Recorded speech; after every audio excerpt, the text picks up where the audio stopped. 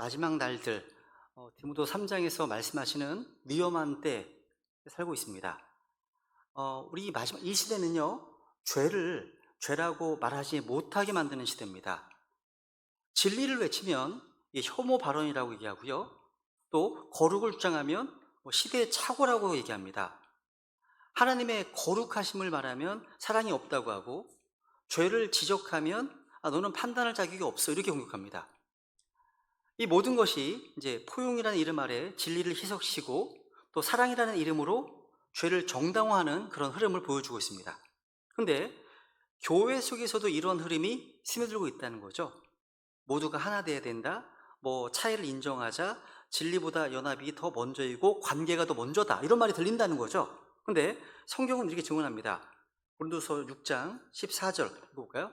너희는 믿지 않는 자들과 공평하지 않게 멍에를 같이 매지 말라. 의가 불의와 무슨 사귐을 갖겠느냐? 빛이 어둠과 무슨 친교를 나누겠느냐? 17절도 볼까요? 17절. 말하노라. 그러므로 너희는 저들 가운데서 나와 너희 자신을 분리하고 부정한 것을 만지지 말라. 성경은요, 분명하게 성경적 분리를 명령하고 있죠, 그죠? 너희 자신을 분리하라, 하라는 명령입니다, 그죠? 그리고 믿지 않는 자들과 멍에를 같이 매지 말라. 오늘날 에큐메니컬 운동이나 종교 연합, 세계 평화, 이런 명분 아래 성경의 절대 진리를 버리고 다른 신들과 언약을 맺는 영적 간음이 자행되고 있습니다. 이제는 카톨릭이나 개신교나 이슬람이나 불교, 심지어 무속까지 손잡고 평화를 외칩니다. 근데 성경은 이것을 하나님과 하나님께 대하여 간음하는 것이다, 이렇게 말씀하십니다. 이런 시대에 우리 신약 교회들은 말씀에 굳게 서서 분리의 깃발을 들어야 됩니다. 하나님은 분명히 말씀하십니다. 오늘 본문에 보시면 너는 그 땅 거주민들과 언약을 맺지 말라. 언약을 맺지 말라. 이 말씀은 단순한 경고가 아닙니다. 영적으로 오늘날 우리 교회와 가정 그리고 개인의 삶에 적용되는 살아있는 말씀입니다. 우리는 출애굽기 34장을 통해서요, 하나님께서 얼마나 철저하게 자기 백성과 세상 사이의 분리를 요구하시는지 보게 됩니다. 우리 하나님은 질투하신 하나님이십니다. 질투하신 하나님. 하나님은요, 우리가 다른 신들과 언약을 맺는 것을 간음으로 여기십니다. 하나님은 우상의 제단을 헐고 형상들을 부수라고 명령하십니다. 여러분, 우리는요, 하나님과 만몬을 함께 섬길 수 없습니다. 우리는 하나님과 바알을 함께 섬길 수 없습니다. 그죠? 누가복음 11장 23절 볼까요? 23절요? 23절. 하지 아니하는 자는 나를 반대하는 자요, 나와 함께 모으지 아니하는 자는 해치는 자니라. 여러분, 이거 중립지대가 없는 거예요. 그러니까 우리는요, 세상과 하나님 사이에 중립지대가 있을 수 없습니다. 하나님과 함께하지 않으면 주님 반대하는 자라고 말씀하시기 때문에. 그렇죠? 야고보서 4장 들고 볼까요? 4장이요? 4절. 너희 간음하는 남자들과 간음하는 여자들아, 세상과 친구되는 것이 하나님과 원수되는 것인 줄 너희가 알지 못하느냐? 그러므로 누구든지 세상의 친구가 되려는 자는 하나님의 원수니라. 오늘날 교회가 세상의 친구가 되려고 한다? 이거 하나님과 원수되는 겁니다. 유용하죠? 그걸 간음이라고 표현하죠. 간음이라고요. 그죠? 세상과 우정을 맺는 것은 하나님과 원수되는 겁니다. 우리는 결단해야 돼요. 지금 내가 누구의 편에 서 있는지, 혹시 지금 내가 우상들과 타협하는 가운데 살고 있지 않은지, 내 삶 속에 어떤 우상의 재단들은 혹시 무너져 있는지 물어봐야 됩니다. 오늘 주신 말씀을 통해서요, 우리의 어떤 믿음과 신앙이 더 분명해지고 더 거룩하게 세워지는 시간이 원합니다. 15절부터 보겠습니다. 15절, 다시 보겠습니다. 15절. 네. 너는 그 땅 거주민들과 언약을 맺지 말라. 그들은 자기 신들을 따라 은행에 경영하며 자기 신들에게 희생물을 드리나니 한 사람이 너를 부르면 내가 그의 희생물을 먹을까 하느냐 한다. 주님께서는 이스라엘 백성에게 아주 단호하고 분명한 명령을 주십니다. 너는 그 땅 거주민들과 언약을 맺지 말라, 이렇게 분명한 명령을 주셨습니다. 이것은 단순히 외교 조약이나 정치적인 연합을 말하는 게 아닙니다. 이 말씀은 영적인 연합과 타협을 경고하신 말씀입니다. 왜일까요? 말씀에 나와 있죠. 그들은 자기 신들을 따라 음행의 길로 가기 때문이다 말씀하십니다. 여기서의 음행은 뭡니까? 음행? 우상 숭배입니다. 영적 간음을 말합니다. 우리 주님께서는요, 자신의 백성이 거룩한 신부로서 자신만을 섬기기를 원하시죠? 근데 세상은요, 하나님이 아닌 물질을 섬기고 쾌락을 섬기고 성공이나 정치 등과 같은 자기 신들을 따라 가고 있습니다. 이것을 영적인 음행으로 말씀하셨어요. 영적인 음행. 그래서 그들과의 연합은 단순한 교제 이상으로 우리의 영적 정체성을 흔드는 위험한 길이라는 거죠. 하나님께서는요, 자신의 백성이 그들과 연합되는 것을 아주 경계하십니다. 그래서 이렇게 말씀하시죠. 보시면 한 사람이 너를 부르면 내가 그의 생물을 먹을까 염려하노라 말씀하십니다. 여기서 이제 먹을까, 먹는다는 이것은요, 단순한 식사가 아니에요. 희생제물의 어떤 식사 참여는요, 곧 그 신과의 교제를 뜻합니다. 오늘로 말하면 이렇겠죠. 세상 사람들과의 친밀한 교제 속에서 그들의 어떤 가치관을 받아들이고 하나님 이외의 것들을 우선시하고 어느덧 성경 말씀보다 세상의 이념이나 논리를 따르게 되는 것입니다. 한 번의 식사, 한 번의 교제, 또 뒤에 보시면 한 번의 결혼, 또 한 번의 동맹, 이 모든 것이 결국 우리를 다른 신으로 이끄는 삶으로 끌고 갈 수 있다는 겁니다. 우리는 지금도요, 다른 신들을 따르는 세상 가운데 살고 있습니다. 그 신이 만몬일 수도 있고요, 정치 이데올로기일 수 있고요, 자기 자신일 수도 있습니다. 근데 우리 하나님께서는요, 질투하신 하나님이십니다. 하나님 우리가 전심으로 주님만 섬기기를 원하십니다. 근데 우리가 세상과 타협하고 영적 간음을 행하면 하나님은 징계하십니다. 그죠? 오늘 주님께서요, 우리 주신 이 말씀은요, 단순히 과거 이스라엘 백성들에게만 주신 명령이 아닙니다. 이 마지막 때 영적인 간음이 횡행하고 영적 혼합과 타협이 일상화된 시대, 이 시대를 살아가는 우리에게 주신 명확한 경고입니다. 하나님은 너는 그 땅 거주민들과 언약을 맺지 말라, 그들의 희생물도 먹지 말라 하시는 겁니다. 이건 단순한 식사 문제가 아니에요. 그 자리에 흐르는 영적인 분위기, 그 자리에서 오가는 말들, 그 자리를 함께하는 이들의 생각과 사상이 어느덧 우리 믿음을 흔들고 진리를 타협하게 만들고 하나님의 질투를 일으킬 수 있다는 거죠. 경고입니다.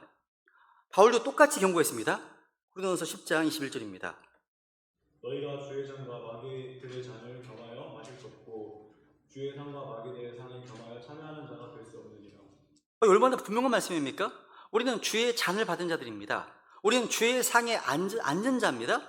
주의 만찬에서의 잔은 예수 그리스도의 피를 기억하는 잔입니다. 그런데 마귀의 잔, 이것은요, 거짓 종교와 이방신의 재단에서 나오는 것과 함께 하는 거죠. 그렇다면 이것은요, 주님을 모독하는 거죠. 우리는 이 마귀들의 상, 마귀들의 잔에 함께 참여할 수 없습니다. 그것이 아무리 예의 발라 보이고 포용적이고 선해 보여도 진리를 모독하는 것이고요, 주님의 몸된 교회를 더럽히는 일이라면 단호히 거절을 해야 됩니다. 그죠? 오늘날은요, 포용, 용납, 관용, 사랑, 이런 명목 아래 모든 종교가 하나 되는 시대에 살고 있습니다. 교단을 넘고 종교를 넘고 진리를 넘어서 종교는 달라도 하나님은 같지 않습니까? 다 같이 예배하고 기도하면 되잖아요. 하나님은 사랑이시잖아요. 아닙니다. 성경은 그렇게 말씀하지 않습니다. 나는 질투하는 하나님이신다. 하나님께서는요, 우리 구원받은 성도들을요, 거룩한 신부로 구별된 백성으로 세상의 빛과 소금으로 부르셨습니다. 그 부르심에 합당하게 살려면 영적 분별력이 있어야 되고요, 이 말씀 위에 굳건히 서는 결단이 있어야 됩니다. 출애굽기 보시니까 반복되고 있지 않습니까? 너는 다른 신에게 절하지 말라, 그들과 언약을 맺지 말라. 이거 단순한 행위의 문제가 아닙니다. 우리 존재의 정체성과 관련된 말씀입니다. 우리는 주의 상에 참여하는 자들입니다. 예수님의 피로 구속받은 자들이죠.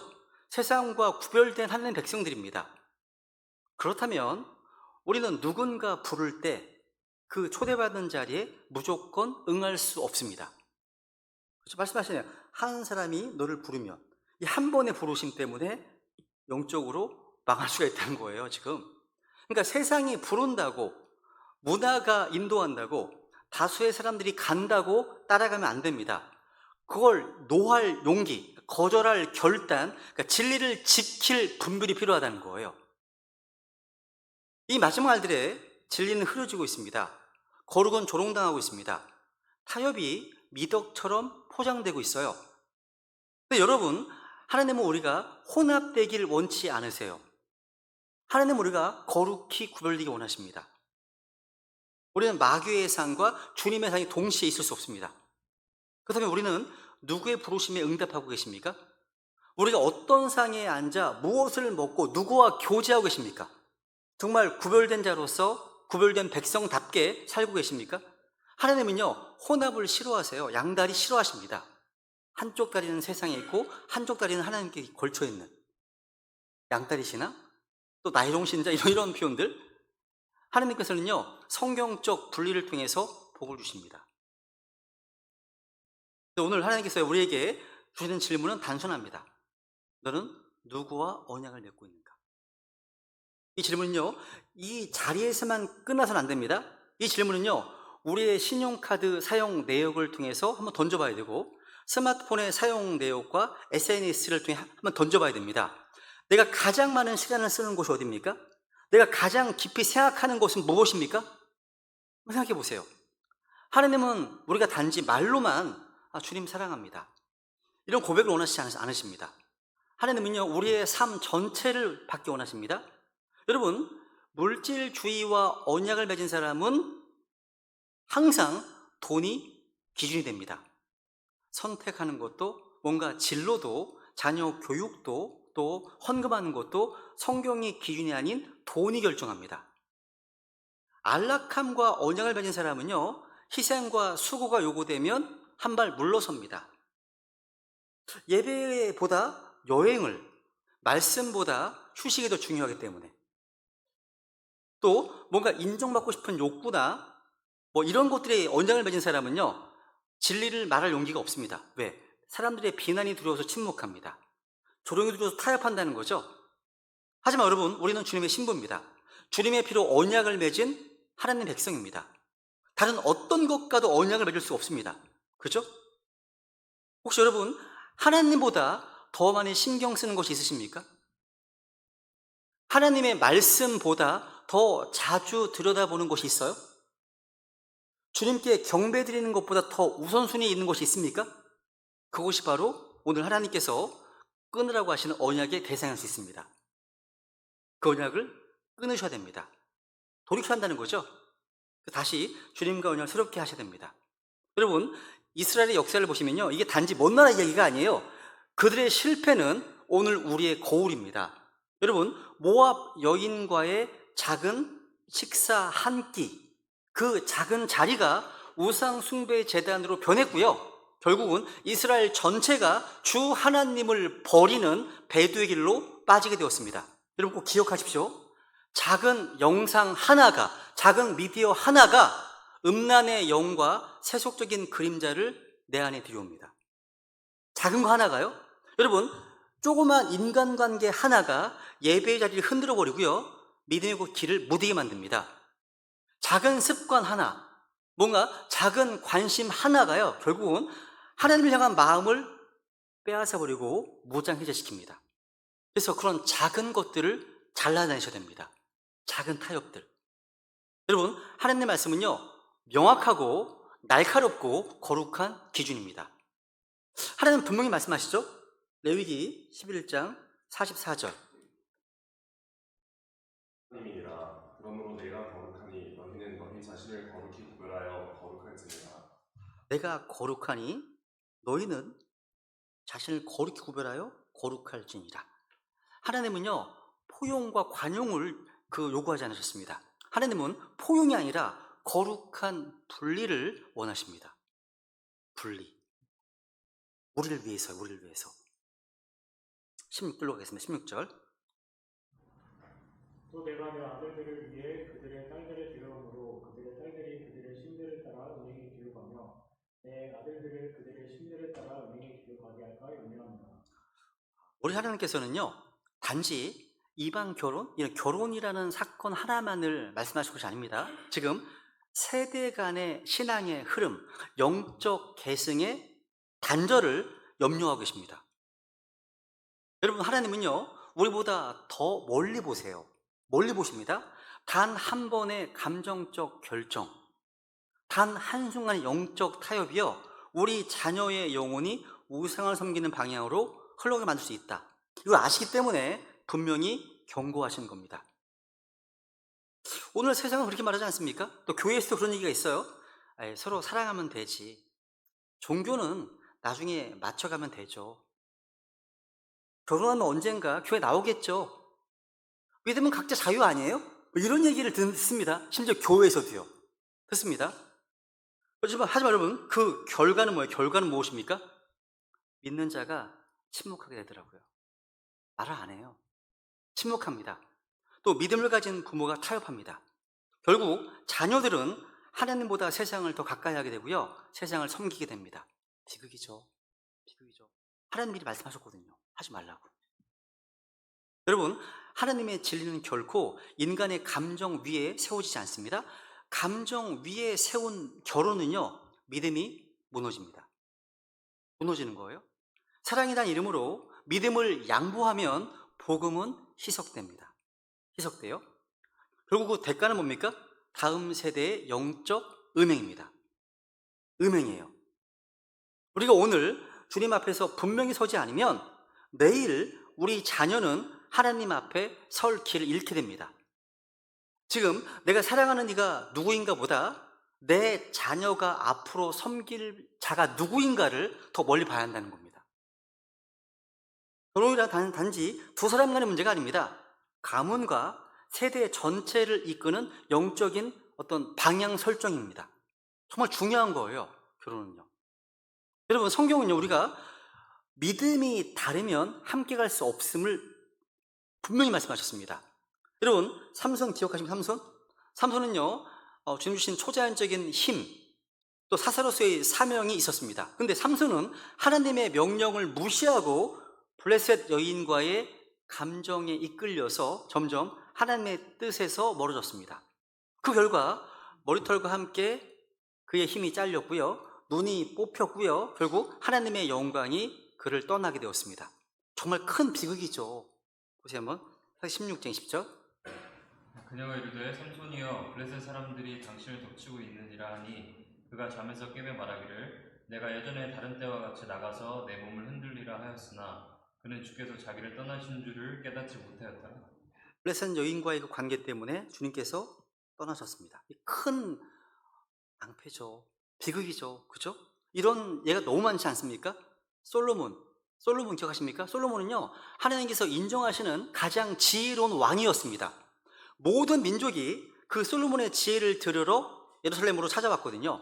그런데 솔로몬도요, 이방 여인들과의 정략적 결혼과 그런 결합 속에서 마음이요, 하나님께서 떠났고요, 결국 우상 숭배의 제단을 세우는 자가 되었습니다.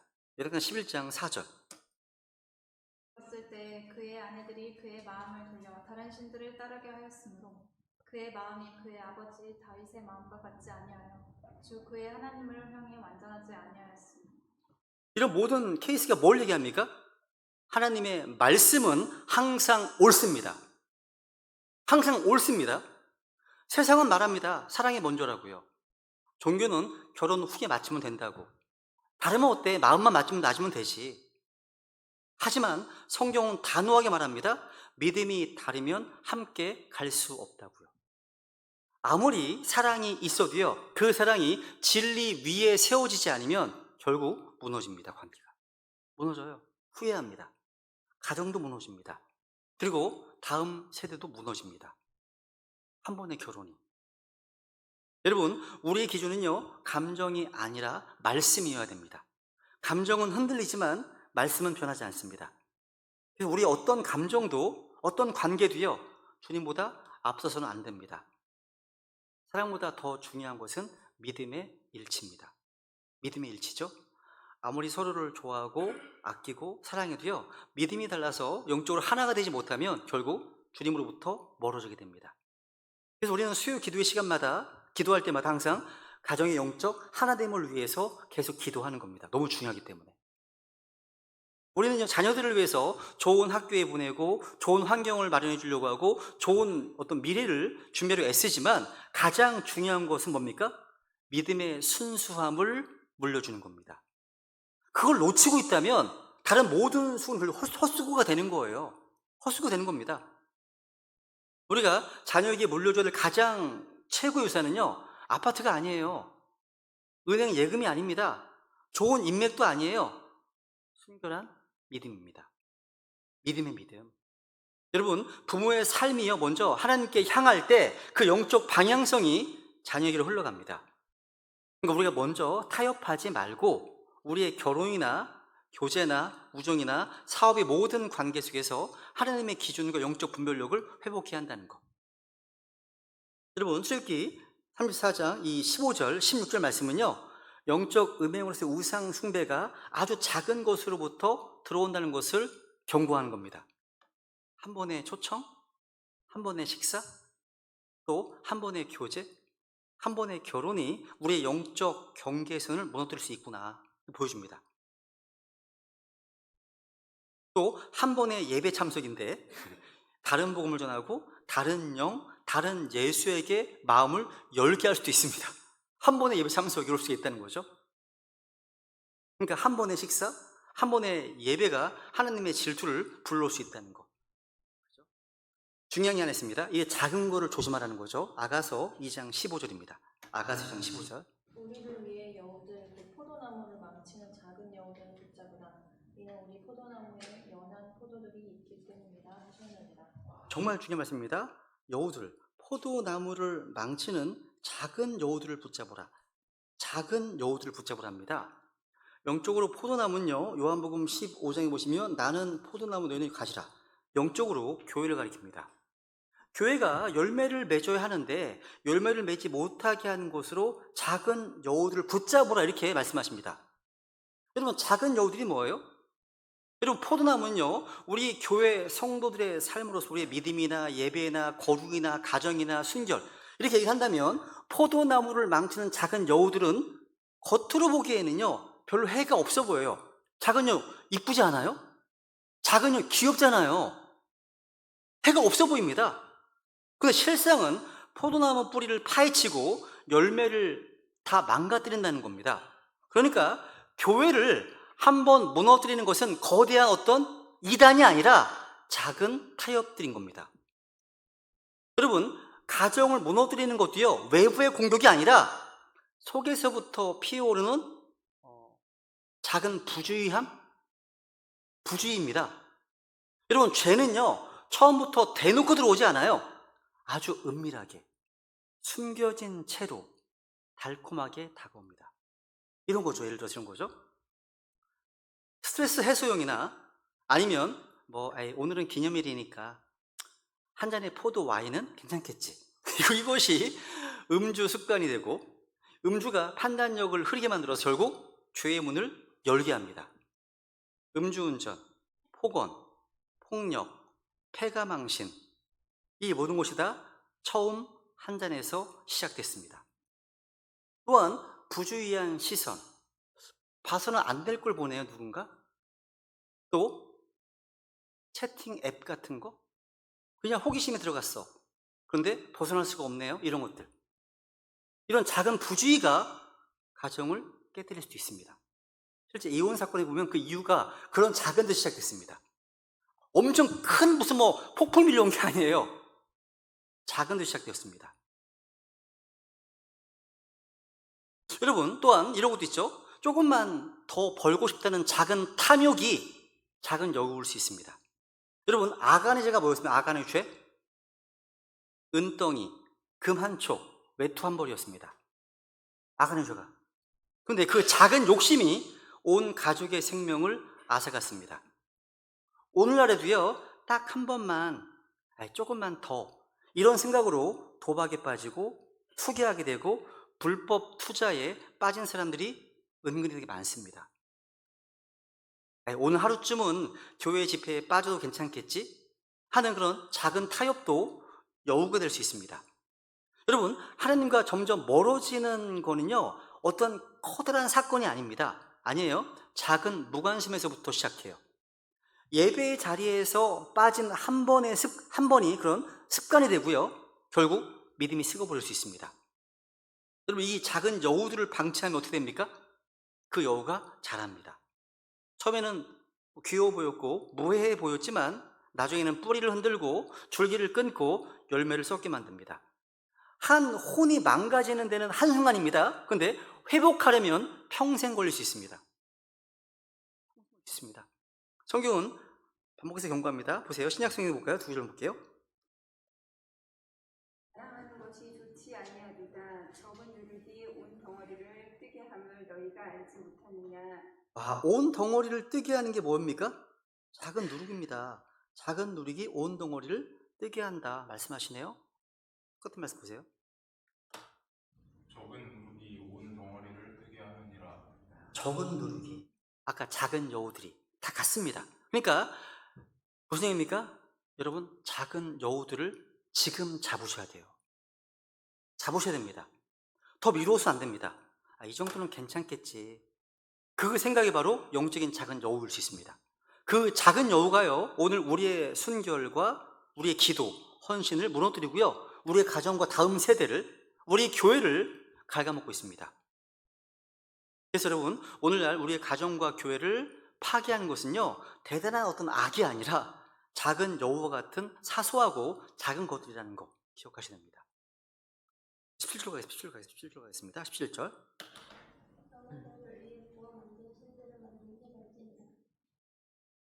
너는 너를 위해 부어 만든 신들을 만들지 말지니라. 이게 부어 만든 신들이라는 표현은요, 우상을 만들기 위한 적극적인 행위를 포함하죠. 직접 녹이고 주주하고 세우는 것을 가리킵니다.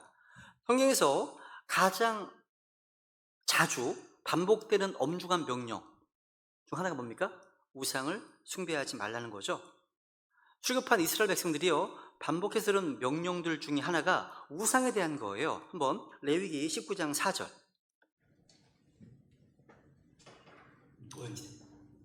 너희는 우상들에게로 돌아서지 말며 너희를 위해 부어 만든 신들을 만들지 말라.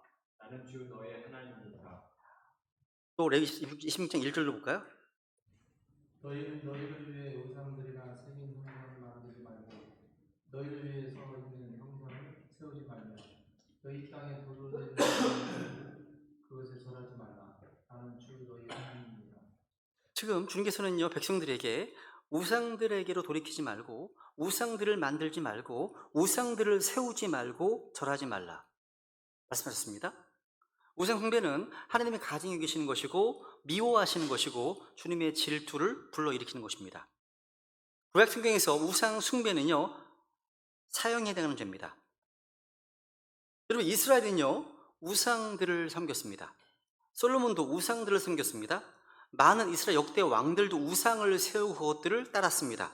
그 결과 하나님의 진노와 심판으로 인한 멸망이었습니다. 근데 우리 지금 유대인들을 향해 얘기할 때, 유대인들은 유일신 숭배, 단일신 숭배하는 민족이야, 이렇게 알고 있지만 이스라엘의 역사를 보시면 그 역사는 우상 숭배로 점철된 역사였습니다. 열왕기상 하, 역대기상 하를 보세요. 우상 숭배로 가득합니다. 이스라엘이요, 멸망한 것은 왜 멸망했습니까? 그들이 주님을 섬기지 않고 우상을 섬기고 따랐기 때문입니다. 몇 개 볼까요? 열왕기 17장 12절. 이는 그들이 우상들 곧 전에 주께서 그들에게 이르시기를 너희는 이 일을 행하지 말라 하시며 경고하신 그 우상들을 섬겼기 때문이더라. 여러분, 이것이요, 이스라엘의 역사를 관통하는 한마디입니다. 여러분, 근데 이스라엘 역사 가운데요, 그 와중에도 우상들을 제거하고 없애는 왕들이 있습니다. 아사 왕이나 히스기야 왕이나 요시야 왕이 있죠. 특히 요시야는요, 우상을 타파하고 없애는 일을 거기에 힘을 집중했습니다. 볼까요? 여기 23, 24절. 또 요시아가 부리는 영들과 함께 이르는 자들과 마술사들과 형상들과 우상들과 유다 땅과 예루살렘에서 찾아난 모든 가증한 것들을 제거하였으니 이것은 제사장 hil기야가 주의 집에서 발견한 책에 기록된 율법의 말씀들을 그가 이행하려 함이더라. 이게 뭐예요? 진짜 영적 부흥이네요. 각성입니다. 하나님의 말씀을 이제 발견했기 때문에 그 말씀에 대한 순종으로 우상들을 제거하네요. 진정 영적 각성입니다. 그러니까 요시야 왕은요, 온 나라에 만연해 있었던 우상들을 제거하면서 주의 책에 기록된 율법의 말씀들을 수행하고자 했는데, 이 요시야 왕은 위대한 왕이 되었습니다. 그랬어요. 우상들을 제거하였다. 이건 우리 주님의 명령입니다. 따라해보세요. 우상들을 제거하자. 여러분, 유다 역사 가운데 가장 악한 왕을 뽑으라고 하면 누굴까요? 네? 유다 역사 가운데 가장 사악한 왕으로 일컬어지는 왕이 하나 있죠? 누구죠? 므낫세. 맞습니다. 시원자매 앞에 나오니까 아는 거예요. 므낫세라고 합니다. 므낫세. 근데 므낫세가요. 원래 악행으로 인해서 바벨론으로 포로로 잡혀가다가 거기서 자기를 낮추고 주님께 기도함으로 이제 회개하게 되죠. 므낫세 회개입니다. 비로소 이 정말 짜증나는 너무나 악한 왕이었거든요. 근데 회개했습니다. 얘가 회개하고 나서 이제 주님께서 하나님이신지 알았습니다. 그 므낫세가 이제 유다로 돌아오면서 한 일이 뭔지 아십니까? 우상을 제거하는 거였습니다. 놀랍습니다. 보세요 한번. 역대하 33장. 주의 집에서 이방신들과 우상을 제거하고 또 주의 집이 있는 산과 예루살렘에 자기가 쌓은 모든 제단을 제거하며 그것들을 도시에서 끄집어내어 버리고 주의 제단을 보수하였으며 화폐물과 감사물을 그 제단 위에 두르고 유다에게 명령하여 주 이스라엘의 하나님을 섬기게 하였으나. 저는 이거 읽을 때마다 참 놀랍습니다. 그렇게 엄청나게 악했던 왕이 갑자기 회심하더니 이렇게 바뀌었어요. 므낫세. 여러분, 주 하나님을 아는 사람들이 하는 일은요, 우상을 제거하고 주님을 섬기는 일을 합니다. 주님을 알지 못하는 사람들 하는 일이 뭡니까? 우상 숭배예요. 여러분이 주 하나님이 누구신지를 알고 예수 그리스도께서 주 하나님이신 줄 믿고 고백한다면 즉각적으로 적극적으로 우상을 제거해야 됩니다. 여러분, 집에 있는 우상들을 제거하십시오. 오늘날 수많은 교인들의 집에 있는 예수님 초상화 제거하십시오. 마리아상 제거하십시오. 성화 제거하십시오. 용 도자기 부십시오. 그런 거 없애버리시라는 거죠. 근데 여러분, 특별히 오늘날의 우상이 뭘까요? 오늘날의 우상은요, 금속으로 된 돌상만이 아닌 더 은밀하고 더 강력합니다. 마태복음 16장 24절에 보시면요, 만몬신도 우상이죠. 돈, 재물이 우상일 수 있습니다. 하나님과 나 사이에 만몬신이 가로막혀 있다면 하나님과 지금 바른 게 있는 게 아닙니다. 뭔가 문제가 있는 거예요. 복 줄 수가 없잖아요, 하나님께서. 아니면 자기 자신이 우상일 수가 있습니다. 자아실현, 자존감. 본문 10절 다시 보시면요, 너는 너를 위해 부어 만든 신들을 만들지 말지니라. 잘 보세요. 누구를 위해서요? 너를 위해. 자신을 위해 만든 모든 것이 우상일 수가 있습니다. 너를 위해. 또 지식과 이성이 우상이 될 수가 있습니다. 진화론, 인본주의, 합리주의와 같은 이 세상의 지혜를 우상으로 섬길 수가 있습니다. 아니면 사람들의 인정이나 명예가 우상이 될 수가 있습니다. 그래서 팔로워 수나 유튜브 구독자 수나 이미지나 외모 같은 것이 우상이 될 수가 있습니다. 결국 자기를 섬기는 새로운 우상인 거죠. 근데 우상은 반드시 하나님의 질투를 불러와요. 우리 하나님께서는요, 자신의 백성 안에 다른 우상이 자리 잡는 것을 용납하지 않으십니다. 징계하시거든요. 왜냐하면 하나님은요, 우리를 사랑하시기 때문입니다. 사랑하지 않으면 질투하지 않으시거든요. 지난주 자세히 살펴봤죠? 우상을 만드는 순간, 또 우리는 우상이 세워져 있는 순간 하나님과의 언약을 깨뜨리는 것입니다. 우상은요, 단지 믿음의 대상이 아니라 우리의 삶의 주인 자리를 빼앗는 존재이기 때문에 결국 그것을 따르는 자는요, 그 우상과 같은 존재가 됩니다. 너는 너를 위해 부어 만든 신들을 만들지 말지니라. 너를 위해. 이 말씀 핵심입니다. 단지 우상을 만들지 말라가 아니라 너 자신을 위해서 만들지 말라는 거죠. 우상의 본질 한마디로 자기 중심성입니다. 자기 중심성, 내 정욕, 내 욕망, 내 유익을 위해서 만든 신인 거죠. 우상의 출발은 형상이 아니라 자기 자신입니다. 출발이 그것이 너를 위해서니까요. 그러니까 너를 위해서는 말은 단순한 목적이 아니라 동기를 보여주는 겁니다. 자기를 위해 만든 신, 자기 유익을 위해서 조작된 신을 말하는 겁니다. 오늘날 대부분의 사람들은요, 종교를 믿는다고 해요. 그런데 실상은 하나님을 섬기는 게 아니라 그 하나님을 이용하는 거죠. 너무나 많은 크리스천들이 하나님을 이용합니다. 믿는다고 말은 합니다. 실제 이용하고 있습니다. 두려운 거죠, 이게요. 두려운 겁니다. 여러분, 오늘날 대부분의 성도들은요, 부초상을 세우거나 목상을 숭배하지 않아요. 그죠? 근데 하나님께서 보시는 진짜 우상이 어디 있는지 아세요? 우리의 마음속에 있습니다. 마음속에 있어요, 실제. 여러분, 성경에 계시되어 있는 하나님이 아니라 자기의 마음속에 만들어져 있는 어떤 신, 그 하나님이요, 우상일 수 있습니다. 이런 거죠. 하나님은 사랑이시니까 지옥은 없겠지. 이건 내 기준에 맞는 신, 우상입니다. 또 고난이나 연단은 하나님 뜻이 아니라 복 주신 하나님만 섬기겠다. 형통만 주신 하나님도 우상입니다. 그죠? 그것은 자기 욕망이 투영된 우상일 뿐이죠. 여러분, 근데 참된 회개는요, 마음속에 있는 우상을 무너뜨리는 것입니다. 하나님은 그걸 말씀하십니다. 에스겔서 14장인데요. 너무 기니까 끊겠습니다. 네, 볼까요?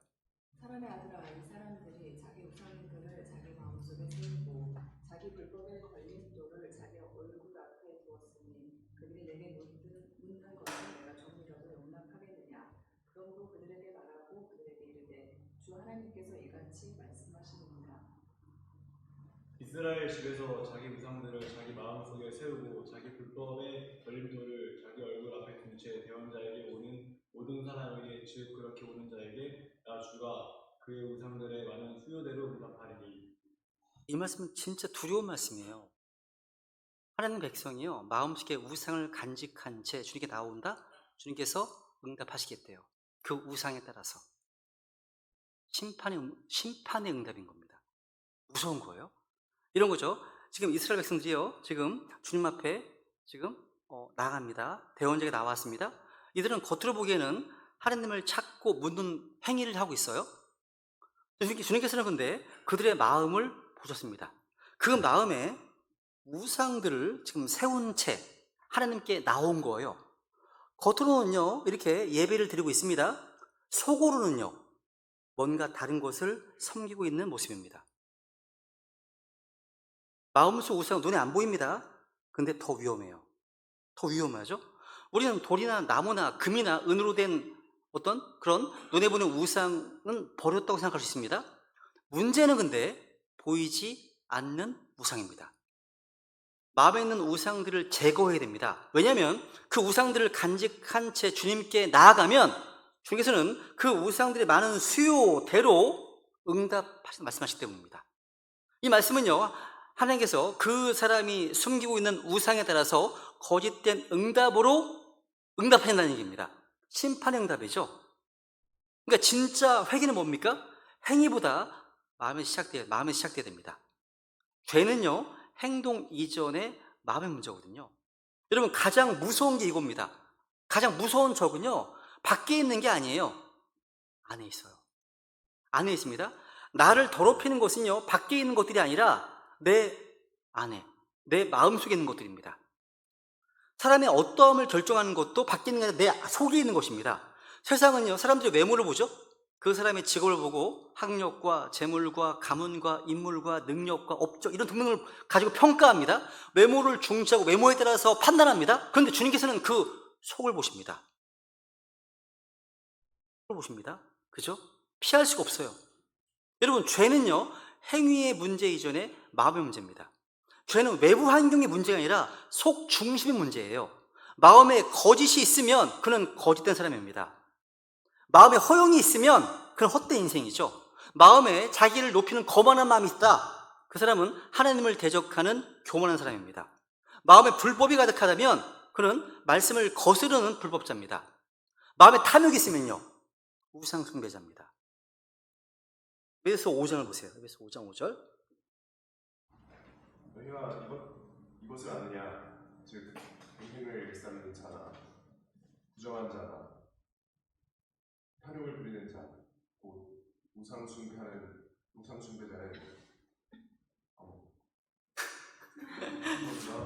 국어 선생님 맞아요? 벌써 안 보여? 그리스도와 하나님의 왕국에서 아무 상속 유업도 받지 못하는 여기 보시면 탐욕을 부리는 자, 곧 우상 숭배자는 말씀하시네요. 탐욕, 탐심은 인간의 자연스러운 본능이 아니라 죄입니다. 오늘날 많은 사람들은 탐욕을 인간의 어떤 단순한 본능으로 생각합니다. 그런데 하나님은 분명 말씀하십니다. 10계명의 10번째 계명이 뭡니까? 탐내지 말라는 말씀이죠. 읽어볼까요?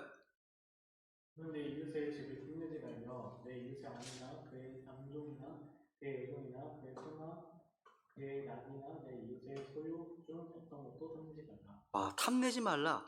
남의 소유, 남의 것을 탐내지 말라는 거죠. 그죠? 이것은요, 주님께서 율법으로 주신 명령입니다. 탐욕은요, 하나님께서 허락하신 경계를 넘는 욕망입니다. 그것은요, 남의 것을 갖고 싶어하는 마음입니다. 하나님이 주신 것으로 만족하지 못하는 불만족의 정신이 탐욕이에요. 탐욕입니다. 이것은 다른 9가지의 계명과 달리 우리 마음과 연관된 계명입니다. 여러분, 다윗의 살인, 음행은요, 남의 아내를 탐한 탐심에서 비롯되었습니다. 또 다윗의 아들 압살롬의 반역은 자기 아버지의 왕자를 탐낸 탐욕에서 비롯되었습니다. 광야에서 이스라엘 백성들은요, 탐욕으로 인해서 죄에 빠졌죠. 시편 106편 14절. 그래서 크게 탐욕을 부리고 사막에서 하나님을 시험하였도다. 뭘 부렸다고요? 탐욕을 부렸다고 말씀하고 있죠. 이스라엘의 문제는 외부에 있었던 것이 아니라 뭐예요? 그들 속에 있는 탐욕 때문에 터졌습니다. 예레미야 6장 13절. 이는 그들 가운데 가장 작은 자부터 가장 큰 자까지 모든 사람이 탐욕에 빠지고 배운 자부터 제사장까지 모든 사람이 거짓되게 행하기 때문이라. 오늘도 마찬가지 아닙니까? 가장 작은 큰 자까지 모든 사람이 탐욕에 빠진 것 같은 지금 이 시대 탐욕에 빠져 있어요. 모두가요. 탐욕은요, 모두를 무너뜨리는 전염병과 같은 것입니다.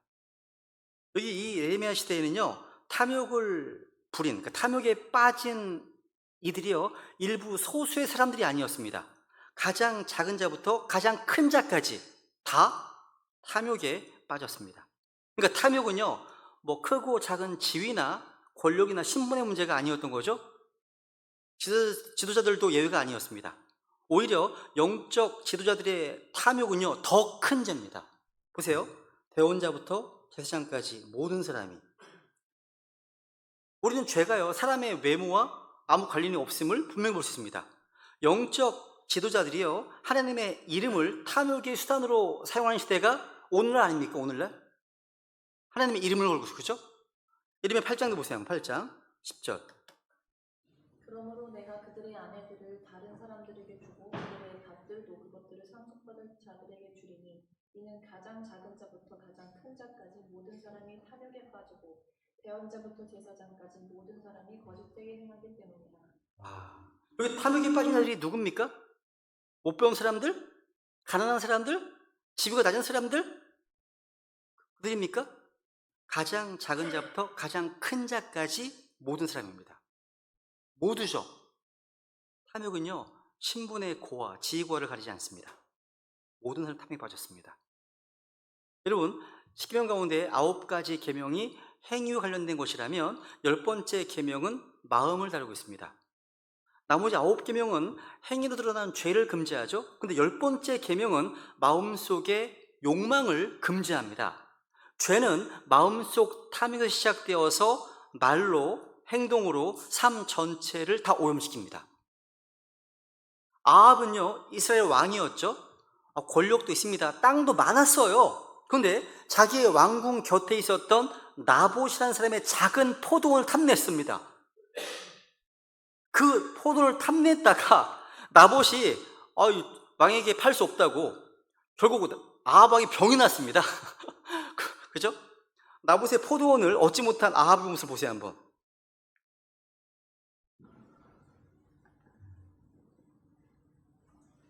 이스라엘 사람 나봇이 자기에게 한 말, 즉 그가 이르기를 내가 내 조상들의 상속재산을 왕에게 주지 아니하리이다 한 말로 인해 아합이 근심하고 불쾌히 여기며 자기 집으로 들어가서 침상에 누워 얼굴을 돌리고 빵을 먹으려 하지 아니하니라.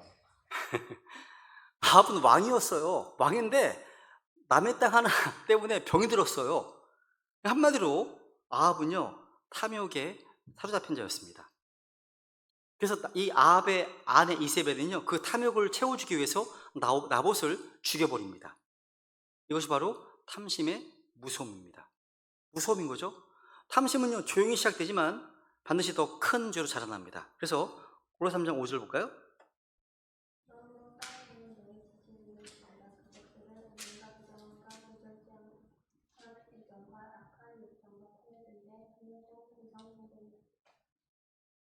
탐욕은 우상 숭배라고 말씀하시죠. 잘 보세요. 지금 땅에 있는 너희 지체들을 죽이라 하시면서 그것들은 음행과 부정함과 무절제한 애정과 악한 욕정과 탐욕인데 라고 되어 있습니다. 여러분 이런 죄악들을 너희 지체들이라고 얘기합니다. 죽여야 될 지체들이라고 얘기합니다. 왜 이러한 죄들을 지체들이라고 말하는 걸까요? 이것들이 우리의 신체 일부처럼 우리 속에 거하고 있기 때문입니다. 우리 속에요. 죄는 우리 속에 거하고 있습니다. 우리 안에 깊이 뿌리들고 있고요. 우리의 몸을 통해 역사하기 때문입니다. 탐욕은 내 손을 통해서 움켜쥐고 내 눈을 통해서 욕망을 자극하고요. 내 입을 통해서 불평과 원망을 토해냅니다. 바울이 이렇게 고백하죠? 이제 마무리하겠습니다. 로마서 7장 17절. 그러면 이제는 그것을 행하는 자가 더 이상 내가 아니요 내 안에 거하는 죄니라. 10절. 그 내가 원하지 아니하는 그것을 내가 행하면 그것을 행하는 자가 더 이상 내가 아니요 내 안에 거하는 죄니라. 바울의 고백입니다. 지금 죄는 우리 몸의 지체들을 통해서 일을 합니다. 우리 안에 거하는 이 죄, 이 탐욕, 이게 바로 우상이에요. 우상입니다. 죄는요 내 안에 거하면서 나의 눈과 나의 혀와 나의 손과 발을 사용해서 자기가 원하는 것들을 행합니다. 그래서 마가복음 7장에서는 사람을 더럽히는 것이 그 속에서 나온다고 말씀하시는 겁니다. 그러니까 오늘 우리가 제거해야 될 우상은요 내 안에 깊숙이 자리 잡고 있는 탐욕과 정욕, 악한 욕심입니다. 여러분 탐욕은요 가만히 있지 않습니다. 항상 조금 더요, 조금 더요. 더 많은 것을 원하고 만족을 몰라요. 그런데 그 끝은 반드시 죄와 파멸입니다. 파멸이에요. 우리는요 우상들을 제거해야 됩니다. 우상들을 멀리해야 됩니다. 우상들을 피해야 됩니다. 우상들로부터 자신을 지켜야 됩니다. 그게 신약에서는 너희가 아이돌로부터 지키랍니다. 오늘날 연예인들을 아이돌이라고 그러지 않습니까? 지켜야 됩니다. 아이돌. 그죠? 철저히 제거해야 됩니다. 근데 에스겔 14장 말씀대로요 우상을 속에 세워둔 채 주님께 물으러 나온다? 주님께 물으러 나온다는 것은요 스스로 재앙과 멸망을 자초하는 일입니다. 하나님은 우상을 마음에 둔 자에게 복이 아닌 심판으로 응답하시기 때문입니다. 그래서 지금 이 자리에서 우리는요 내 속에 있는 우상들을 내려놓아야 됩니다. 그리고 그 자리에 누구를 세워야 됩니까? 바로 예수 그리스도를 세워야 됩니다. 왕자예요. 마지막 구절 한 구절 같이 읽겠습니다. 이 말씀을 시작. 오히려 너희 마음속에서 주 하나님을 거룩히 구별하고 너희 안에 있는 소망의 이유를 너희에게 묻는 모든 사람에게 온유함과 두려움으로 대답할 것을 항상 예비하며. 여러분 속에 누가 계십니까? 무엇이 주인입니까? 우리 속에 탐욕이라는 우상을 끌어내어 부숴야 됩니다. 그리고 그 자리에 예수 그리스도를 다시 주님으로, 그분을 나의 왕으로 모셔야 됩니다. 그리고 그 주님의 진리를 풍성히 채우고 그 주님의 그 영으로 충만케 되기를 소망해야 됩니다. 이제 말씀을 마무리하겠습니다. 오늘 주님께서는 우리의 마음을 들여다보십니다. 우리는 겉으로는 예배를 드리고 말씀을 듣고 주의 이름을 부르고 있지만 정작 우리 마음속에서는 다른 것들이 주인 자리를 차지하고 있지 않습니까? 내가 뭔가 집착하는 것, 절대로 못 내려놓는 것, 하나님보다 더 중요하게 여기는 것, 그것이 바로 우상입니다. 우리는 에스겔서 그 14장 이 말씀처럼요, 우상을 품고 하나님께 나아가는 자에게 주님께서는요, 복이 아니라 심판으로 응답하신다는 사실. 그걸 주님께서는요, 우리 속에 있는 탐욕을, 우리 안에 세워진 우상을 깨뜨리기를 원하십니다. 주님께서 다시 우리 마음의 중심에 앉기를 원하십니다.